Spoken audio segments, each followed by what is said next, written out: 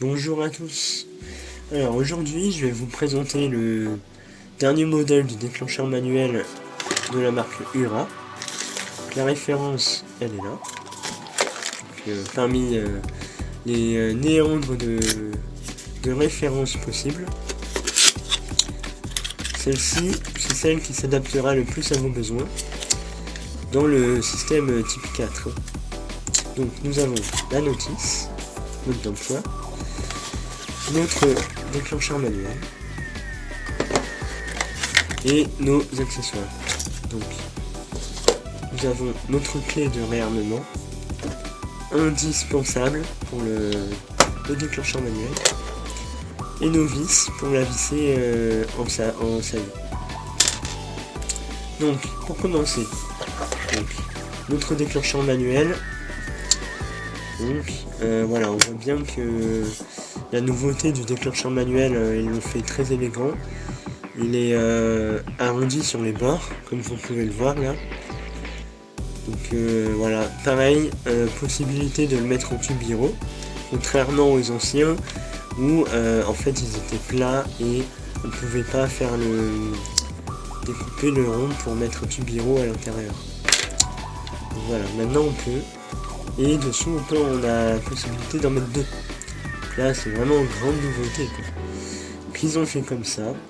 Donc pareil, petite nouveauté, la membrane, vous voyez, beaucoup plus design et moins salissante. Avant quand on l'actionnait, la peinture elle avait tendance à se décoller. Maintenant elle est plastifiée, donc il n'y aura plus de problème avec ça. Elle est mate, voilà. Donc voilà, possibilité de faire un trou à l'arrière pour passer notre câble à incendie. Voilà, donc possibilité de mettre 2 ou 4 vis au choix. À l'intérieur, donc pour ce fait, on va la décrocher. Donc nous avons notre socle en saillie. Donc si on veut la mettre souvent dans les rénovations, quand on doit passer après le placo, forcément, on met en saillie. Donc voilà, on a nos 4 vis pour pouvoir visser notre socle dessus. On nous a fourni avec 2 vis. Il n'y a pas besoin d'en avoir 4, 2 suffit vraiment largement. Donc nous avons notre déclencheur manuel en lui-même. On peut l'encastrer, donc ce qui veut dire que notre déclencheur manuel serait comme ça au mur. Donc vraiment très design et très fin. Donc je vais l'ouvrir. Vous verrez un peu mieux comment c'est à l'intérieur. Voilà. Pas besoin de le dévisser entièrement. Parce que la vis, dites-vous bien que si vous la perdez, c'est mort. On verra pourquoi après. Hop. Et voilà. Donc nous avons notre membrane, ici. La membrane du déclencheur. Donc quand on appuie dessus, la membrane vient se tordre volontairement. Donc ce qui vient actionner le contact ici. Donc c'est un contact normalement fermé. Et quand le déclencheur manuel, on vient appuyer dessus, ça actionne ce contact là. Et ça vient ouvrir le contact. Voilà. Qui est juste ici. Donc là, grande nouveauté pour Ura en déclencheur manuel. Ils ont fait un effort parce que vous l'aurez remarqué, ils ont fait l'effort de mettre le même bornier de connexion que dans les interrupteurs. Voilà. Dans les interrupteurs, tous les interrupteurs Celian et bien d'autres. Voilà. Donc beaucoup plus simple à câbler. On reviendra dessus après. Là, pour l'instant, donc la mise en fonction. Donc, on le réarme. Je viens le refixer. Hop, très simple. Surtout, je visse la vis.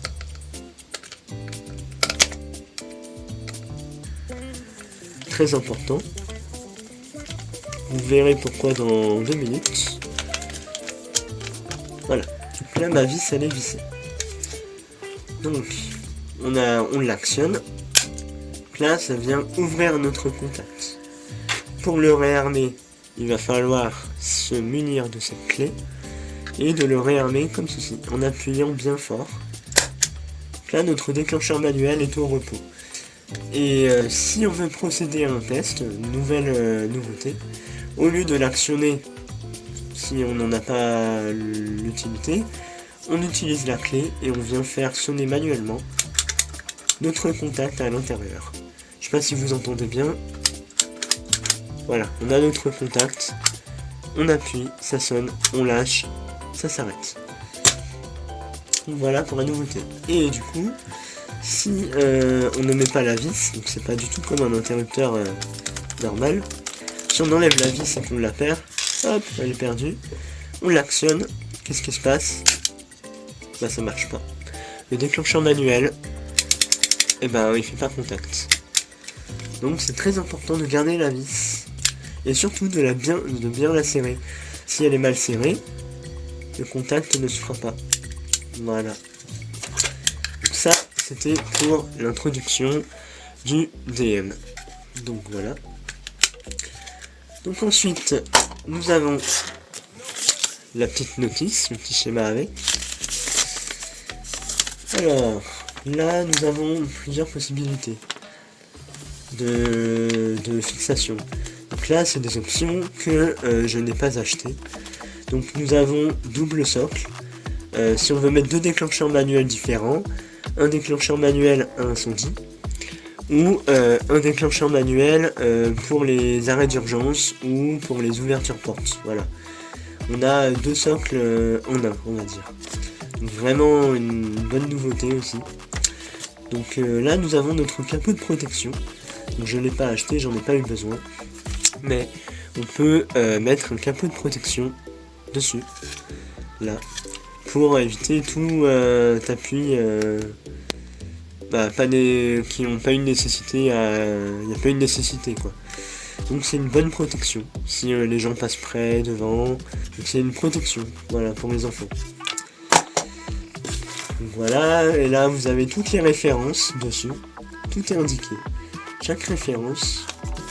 Possibilité de le mettre dans une roulotte aussi.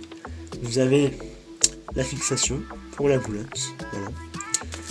Là, le principe du déclenchement, réarmement et du test, voilà, je vous l'avais expliqué. Donc là, nous avons celui-ci, et c'est un simple contact, hein, il n'y a qu'un seul contact. Là, nous avons un double contact. Pour l'installation, une installation de type 4, simple, il n'y en a pas besoin. Le double contact sert à alimenter une centrale vidéo de surveillance. Ce qui veut dire que lorsque l'on l'actionne, ça va envoyer un signal sur notre deuxième contact à notre DVR enregistreur caméra qui va filmer la scène. Pourquoi est-ce que ça a sonné? Et voilà, pour filmer l'incendie, avoir des preuves, enfin bref. C'est vraiment pas utile, en tout cas, peu de gens l'utilisent, voilà, parce que je le connais. Donc nous avons ce qui est fourni avec. Donc notre résistance au choc est de 7. Donc voilà. Il tombe par terre, bon courage. Donc, voilà, ça fait partie de la réglementation incendie. Les centrales incendie sont en IK7 aussi. Résistance à l'eau, on le met dans l'eau. Non, je rigole, faut pas le mettre dans l'eau. IP30, c'est résistance à la poussière. Ne pas le mettre à l'eau ni sous un préau à l'extérieur, il faut pas. C'est pas résistant à l'humidité du tout. Hein. IP30, c'est à l'intérieur et rien qu'à l'intérieur. Le branchement, donc là on avait l'ancien bornier de connexion. Voilà, il est resté là, ils ont oublié de l'enlever sur le schéma. C'était des vieilles pinouilles à visser, mais une fois qu'on serre trop fort, la pinouille elle se casse et c'est mort. Voilà, on est obligé d'en racheter un autre. Maintenant qu'on a la fonction de plug and play, ça va tout de suite mieux. Donc on doit le passer en 2.5, c'est préférable, mais toujours dans la norme des types 4, on peut le mettre en 1.5, c'est autorisé. Voilà, avec du câble CR1C1, résistant au feu, voilà. Pas de brindille, hein, on le met en câble rigide, obligatoire, c'est quand même un interrupteur. Donc il peut supporter jusqu'à, où est-ce que c'était écrit? C'est pas écrit. Il supporte jusqu'à 30 volts, hein. Donc une centrale à incendie lui enverra jamais 30 volts, il lui enverra 24 volts. Hein. C'est une centrale type 4, avec des batteries.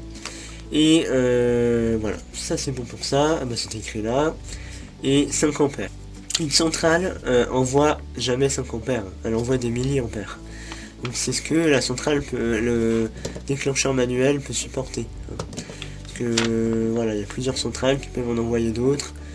On parle des centrales de type 1B, de type 2B, de type 3B. Donc ça fait partie de la sécurité incendie.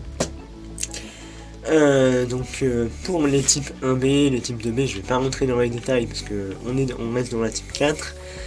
C'est pour les Leclerc, les Intermarchés, les Auchan. Tout ça, il faut avoir un niveau de formation élevé, c'est-à-dire un SIAP 1 ou SIAP 2.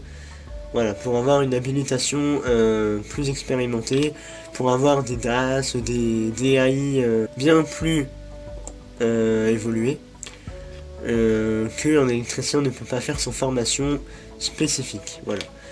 Autrement, les déclencheurs à type 4, donc celui-là, c'est un type 4 filaire. Il en existe en radio, mais là, on va pas rentrer dans les détails, on reste dans le type 4 filaire. Voilà. Donc, ça, c'était pour notre raccordement. Donc, l'autre raccordement, celui que tout le monde va se servir, pour la type 4. Donc, c'est comme ça. On a, donc, ça, on s'en occupe pas, d'accord? Donc, il faut savoir que si on a 3 déclencheurs manuels ou plus, et ben, il faut suivre ce schéma-là impérativement. Il faut que toujours le dernier, le dernier déclencheur manuel se termine en faisant une boucle. Pourquoi? Parce que là, on a notre centrale de type 4. Tableau d'alarme type 4. Il envoie un signal plus et moins, d'accord? Et ça fait une boucle, d'accord? Donc plus et moins se touchent. Là, plus et moins vont se toucher. Donc, il faut que la boucle soit fermée. Et quand on ouvre le contact, on appuie dessus. Hop, là, notre circuit va s'ouvrir. La centrale envoie un plus et ne reçoit pas ce qu'elle doit recevoir. Voilà. Principe de l'alarme, elle ne sonne plus. Elle sonne, pardon. Elle se met à sonner, le contact est ouvert. Il n'est pas resté fermé.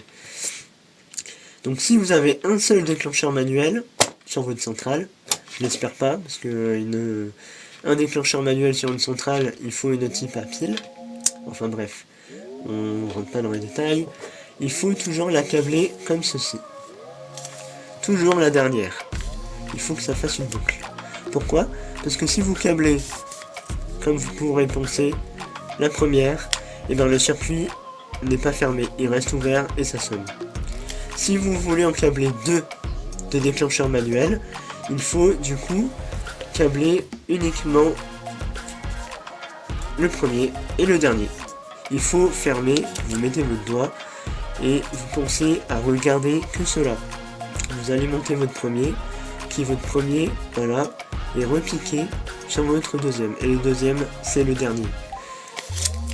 Donc voilà. Et si vous voulez en rajouter 5-6 sur les centrales, en général, on peut en ajouter jusqu'à 32 DM. Si vous en avez une dizaine, bah, les 10 du milieu, pareil, vous faites le même branchement que celui du milieu pour les 10. Et le dernier, il se terminera comme ceci. Le 11e, il se terminera en faisant une belle boucle. Voilà. Donc ça, c'est impératif pour ces déclencheurs manuels-là. Les autres déclencheurs manuels de marque Eaton, ils sont différents. Ils ne fonctionnent pas comme ça, ils se terminent tous en contact ouvert.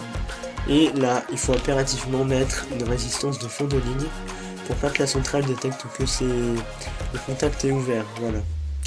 Ça fonctionne comme ça. Mais là, on est chez du Ura. Ura le grand, c'est les mêmes branchements. Donc, c'est comme ça. Donc voilà, donc mon impression sur ce déclencheur manuel, c'est qu'il est vraiment top, franchement. Il est très simple à utiliser. Contrairement aux anciens qui étaient moins robustes, moins solides. Là, l'étiquette, elle se serait déjà décollée. Enfin bref, ça aurait été la bazar totale. Donc voilà. Donc là, il y a toujours un emplacement pour mettre un deuxième contact. Donc on peut acheter un déclencheur manuel équipé en deuxième contact ou en rajouter un manuellement. Il se rajoute à part. Donc voilà. toujours, hein, là vous pouvez le mettre en mode encastré. Si vous êtes dans une boutique où vous faites du neuf, bah, pensez à l'encastrer si possible. C'est vraiment plus moderne, plus design aussi, et beaucoup plus propre, donc ça donne ça. C'est vraiment, vraiment plus propre, voilà. Donc voilà, donc j'espère que cette vidéo vous aura plu. Si vous avez des questions, surtout, envoyez-moi des messages en commentaire, j'y répondrai. Voilà. C'était Syntax Vision, merci d'avoir visionné, et à bientôt.